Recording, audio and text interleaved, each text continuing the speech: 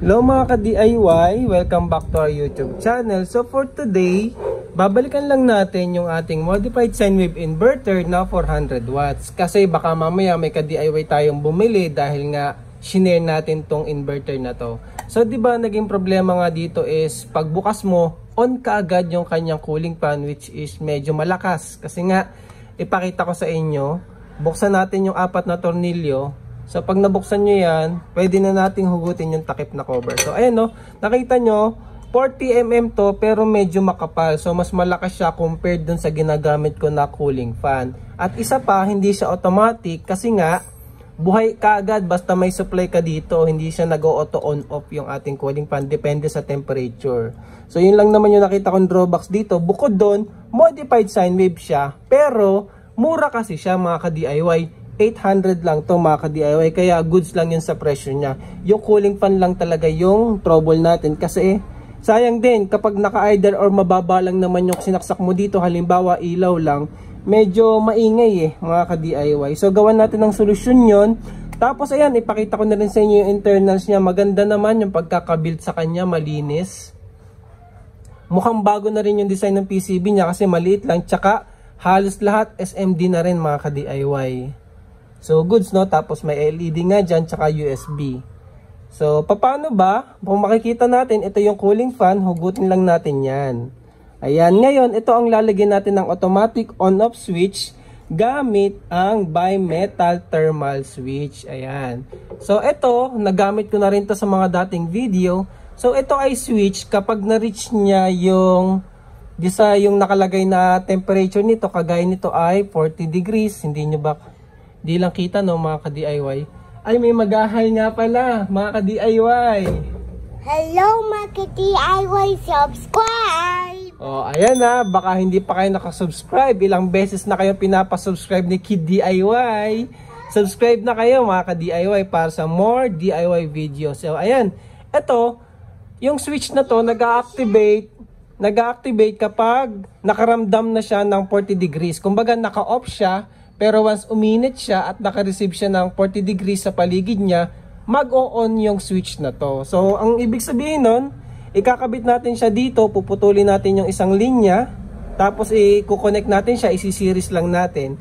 So, hindi kagad mabubuhay yung ating cooling fan unless uminit yung ating bimetal switch mga ka-DIY. So, paano natin gagawin yun? Madali lang naman. Putulin natin tong block. Ito yung linya ng ating negative. Putulin lang natin yan. Siyempre balatan natin.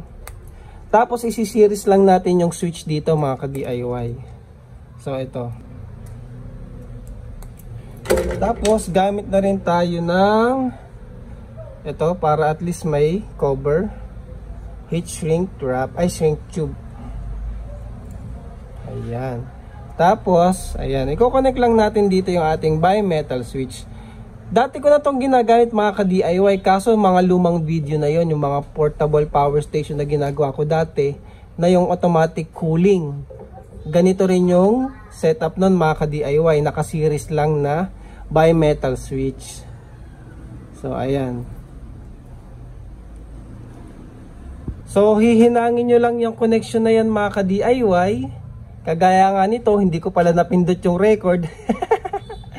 So, hininang ko na yan. Ngayon, iaano na natin yung ating shrink tube. Tapos, kuha lang ako ng lighter para initin natin mga ka-DIY. So, ito yung lighter mga ka-DIY. Lighter lang yan. Tapos, yung kabila rin. So, ayan. Ganyan lang siya.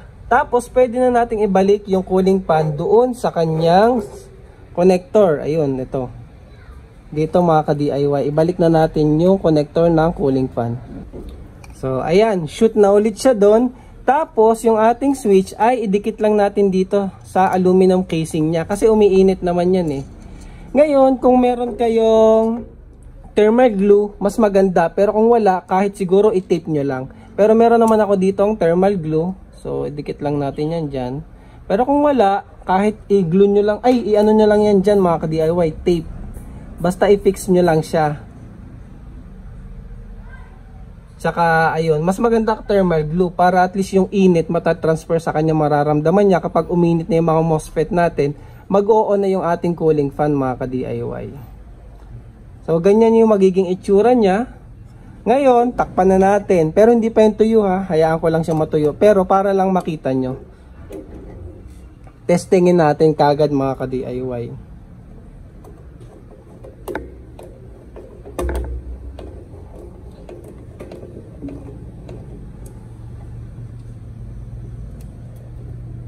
So dapat kapag nilagyan natin ng supply yung ating inverter, hindi kaagad mag-o-on yung kanyang fan unless mainit na siya or ginagamit mo na talaga yung inverter. May load ka na mataas.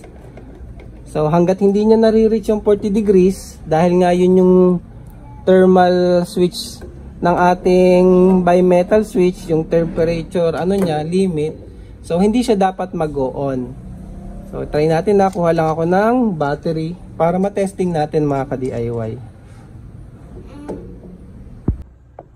So, ayan, meron na akong supply dito mga ka-DIY, 14 volts. So, pag in-on natin to, di ba bukas kagad yung cooling fan ngayon. Try nating i-on. So, ayun no. So, hindi pa nag-activate yung ating cooling fan. Kasi nga, hindi pa umiinit or hindi pa natin nare-reach yung 40 degrees. O, di ba? Siya nga pala mga ka-DIY, may mga nagtatanong sa inyo, alin ba yung mas maganda, yung pure sine wave na DIY inverter or ito? Siyempre, mas maganda kung may budget kayo, kasi 800 lang to. Ito yung bilhin nyo, yung ganito mga ka-DIY. Ingatan nyo lang ha, kasi ito nasira. Nagkaroon kasi ito ng short. Pero ito yung example lang. Mas maganda kung kaya nyo ng 1.4. Alam ko nasa 1.5 ko ata ito nabili or 1.4. Kasi ito, pure sine wave din, 300 watts. So, mas maganda tong gamitin mga ka-DIY kasi pure sine wave. Kasi meron nga tayong SPWM controller dito. Ngayon, kung gagamitin nyo siya kagaya nito, syempre dapat may bahay to. Wala akong mahanap na aluminum na sakto lang yung kagaya nito na kasya to. Kasi alangan naman bumili kayo nito para lang ilagay ito mga ka-DIY. Pero ang nahanap ko, plastic. Ito, yung case na to mga ka-DIY. Kasi kasya siya. Ayan no. So, ilalagay ko na lang yung link kung gusto nyong gumamit ng ganitong plastic case para sa DIY inverter na to. So, ayan o, kasya siya. O, yan. May bahay na siya mga ka-DIY. Yun nga lang, syempre, ang drawbacks niyan, kailangan nyo siyang butasan para lagyan ng saksakan ng output niya. Pwede nyo ring butasan, syempre, kailangan nyo ring butasan para sa switch. Tapos sa likod, syempre, lalagyan nyo rin yan ng cooling fan. So, yun lang yung drawbacks kapag DIY pure sine wave yung gagamitin natin mga ka-DIY. Kailangan nyo siyang butasan ng exhaust kagaya nito para sa fan. At syempre, yung output at switch. So, yun. Pero ilalagay ko na lang sa screen or video description or sa YouTube shopping dito sa left side. Pindutin nyo yung icon dyan na parang basket. Lalabas na kung saan mabibili to mga ka-DIY. At saka itong case na to, kung halimbawa ito yung gusto nyo or may budget kayo. Pero kung ito talaga or wala talagang budget, pwede na itong pagtsagaan. At least magagamit naman mga ka-DIY. So ito ay nasa 1.4, 1.5 to 1.6 depende sa seller. Ito naman ay 800. Ito kailangan nyo ng DIY na case bahay syempre mga ka-DIY. So ayun mga ka-DIY, so ito yung ating inverter. Sinaksak ko yung electric fan, tapos ito yung battery natin. Kaso hindi natin ma-trigger yung ating cooling fan kasi medyo mababa pa yon.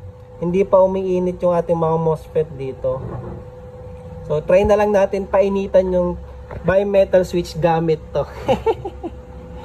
Hindi na tayo makapaghintay para loadan pa to ng mabigat na load eh. Pero technically ganito lang naman yung gagana. Kapag uminit na yung aluminum case ng ating inverter, mararamdaman niya ng ating bimetal switch at magsuswitch on na siya. Ayan o, gumana. So, gumagana na yung cooling fan mga ka-DIY. Tapos kapag lumamig na yan, so palamigin lang natin yan, mamamatay na ulit yung cooling fan. So, palamigin natin. Para makita nyo, mamamatay na yung cooling fan. So, papalamigin ko lang yung bimetal natin. Mamamatay na yan mga ka-DIY.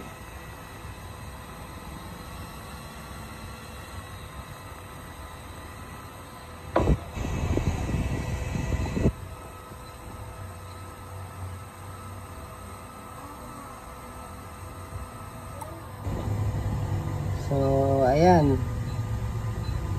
So, mamamatay na yung cooling fan basta lumamig na yung ating bimetal switch. So, ayan ha. Sinemulate lang natin yung ginagamit natin yung inverter ng heavy load. Tapos uminit yung MOSFET, uminit yung ating aluminum case kasi umiinit talaga tong case na to mga ka-DIY. Ang ginawa lang natin, pinainit ko lang siya manually gamit ito, tapos pinalamig natin gamit yung blower. So ayun, nagwo-work naman ng maayos yung ating bimetal switch. So goods mga ka-DIY.